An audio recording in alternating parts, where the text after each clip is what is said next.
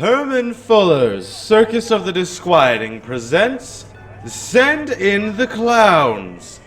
Herman Fuller's Clown Troupe are like none the world has ever seen. They will delight and astound you with their unearthly talents. All led by the beautiful, the magical, the sensational Icky. One day only. 7 p.m. this Sunday at the Western Fairground. One show, one chance. Come one, come all. It all started when I found a book on stage magic by a guy named Tobin Hollis. It had been about 300 tricks on it, and a few dozen of them were legitimately supernatural. I did a handful of them for a school talent show and won first place easily. That's when I learned I loved performing. Fortunately for me, no one I ever performed for could ever tell the difference between real magic and expertly executed stage magic. But even in my little town, we had heard rumors about a secret organization that suppressed knowledge of the supernatural, hunting down and locking up anyone or anything that wasn't normal. As if being queer wasn't bad enough, now I have to worry about getting magic bashed. Yeah, I could just not use magic in the same way I could just not love other women. But I decided at a young age that I wasn't going to let fear stop me from being who I am. I cut a break when Herman Fuller's Circus of the Disquieting rolled into town. I could tell it was real magic. That people were magic. It was a community where magic wasn't feared, but celebrated. Where magic people accepted one another and protected each other. I knew I was home. After asking around a bit, I ended up in the ringmaster's tent. I did an audition for Fuller with both real and stage magic, and I was very impressed that he could tell the difference.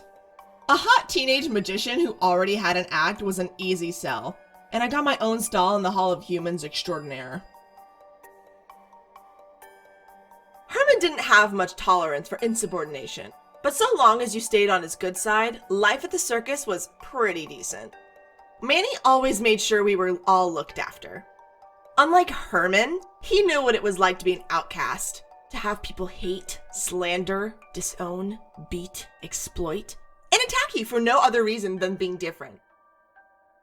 We really bonded over that. Our shared sense of ostracism, the rejection of our own families, and finding solace in the company of fellow freaks.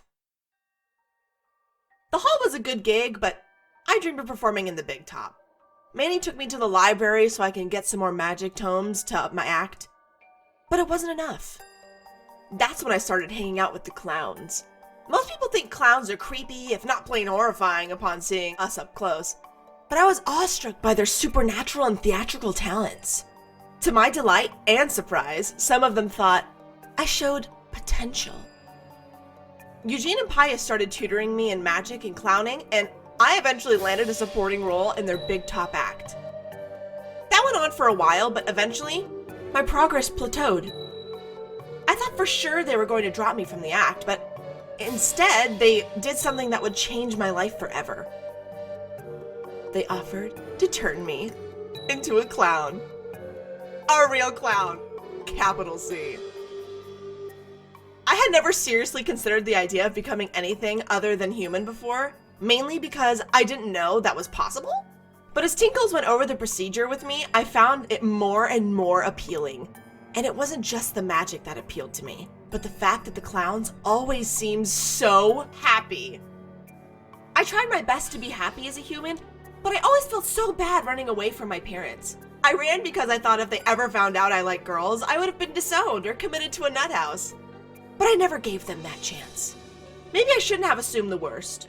They did love me, and lots of conservative parents become more tolerant after finding out their kid is gay. Maybe they would have too. I'll never know. All I know is that I broke their hearts. I wanted to escape from that, and I wanted to be the best magician I could be. So I became a clown. That caused a bit of a rift between me and Manny. We never really talked about it, but I think he thinks I lost something valuable by losing my heartache. He and I have slowly reconnected over the years, but he still calls me Veronica.